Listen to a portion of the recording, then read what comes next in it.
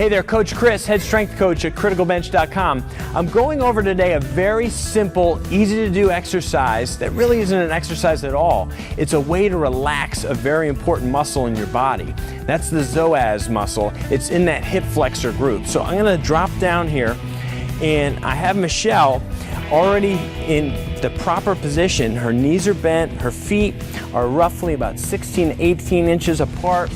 She's in nice alignment here. She's relaxed. She's not trying to tilt her pelvis or do anything. It's just a relaxed position, her neutral spine.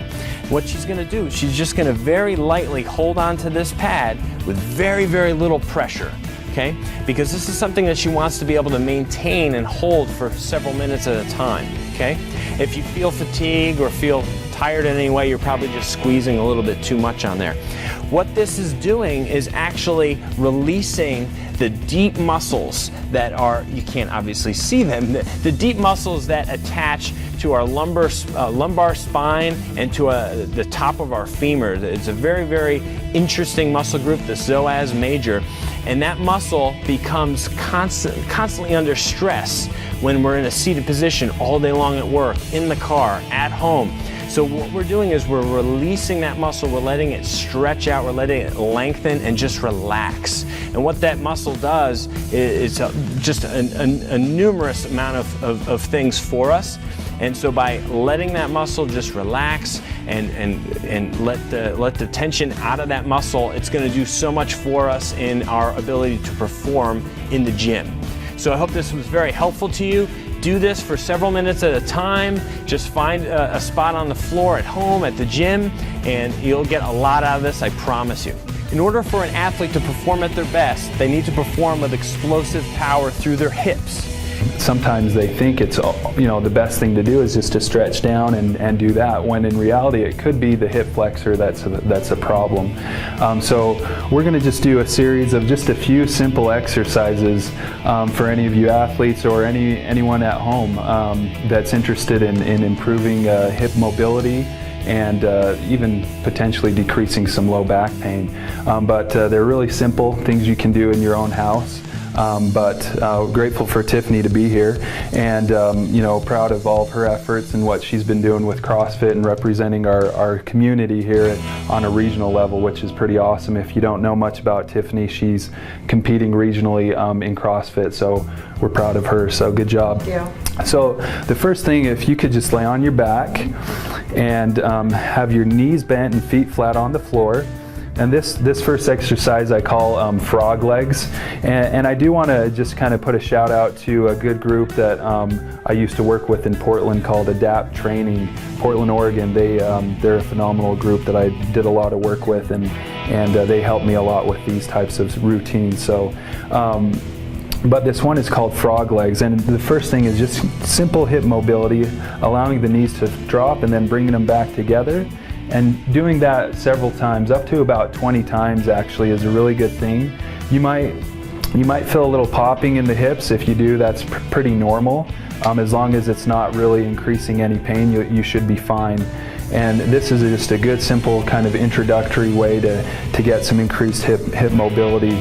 So after doing that for about 20 times, then I would have you go ahead and do kind of these marching in place, exactly just like what Tiffany's doing, a couple inches off the ground.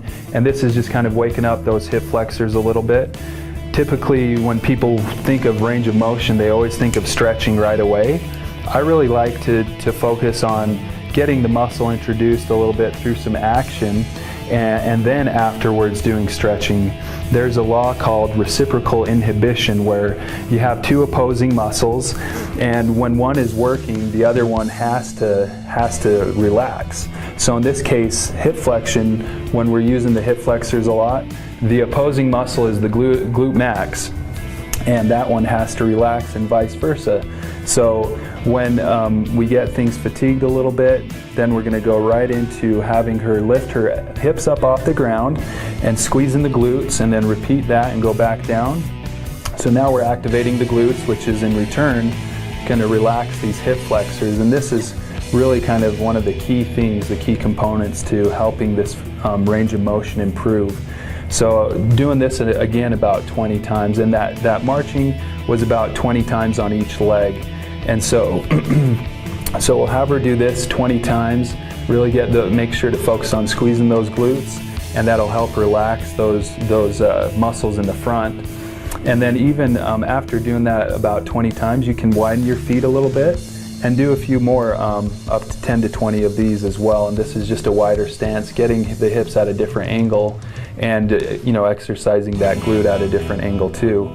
And so we're just kind of priming the pump basically and getting things ready to go into improving some range of motion.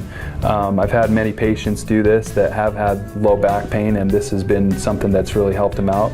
But also, the majority of people today are working at a desk for 7-8 hours at a time.